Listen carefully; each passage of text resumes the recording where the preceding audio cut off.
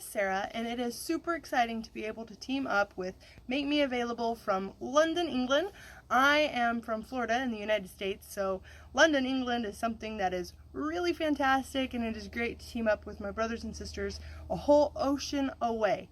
So what I want to talk about today is a topic that is really near and dear to my heart, and it is the power of God. So Habakkuk 2:20 says, "The Lord is in his holy temple, let all the earth be silent before him." The power of our God is immeasurable. It is unquantifiable. No one can define it. No one can even really understand it.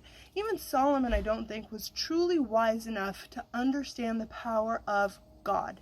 It saturates the atomic structure of matter. It's way down into the depths of the oceans that we haven't discovered, and then out into the universe that we can't even imagine.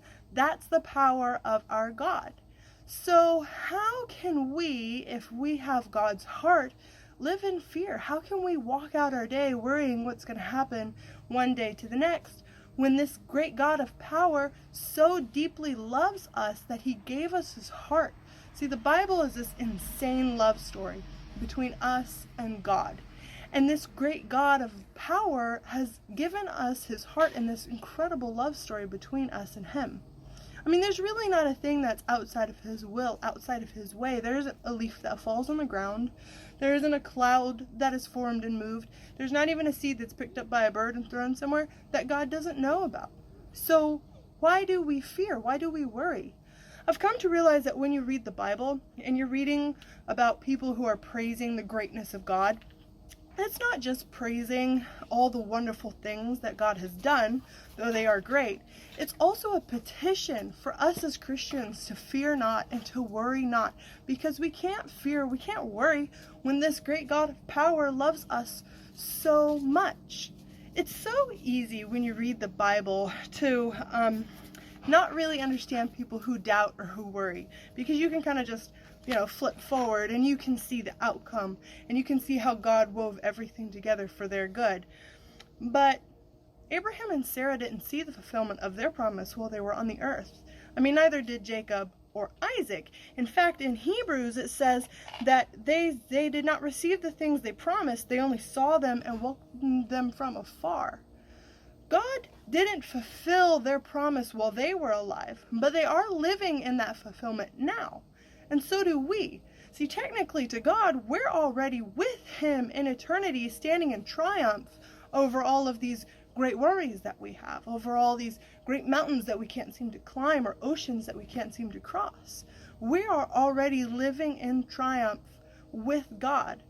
And most of the Old Testament people grasped that idea long before Jesus actually came along and preached it. In Matthew 6:25, he said, "Therefore, I tell you, do not worry about your life." Moses understood it, Abraham understood it, Jacob and Isaac understood it. They all grasped it before Jesus even came along to preach it. But it's hard for us sometimes when we see our life and it's not working out the way we want it to work out. It's depressing. It's painful. It hurts to move day by day. And you wonder, is God faithful to me? Can God's power really save me right now? But it can.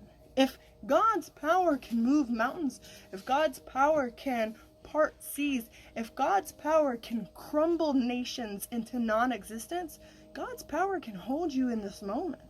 And it's true, because God loved you so much that he came to the earth and he died for you on a cross to prove to you how great his love is for you and how mighty his power is.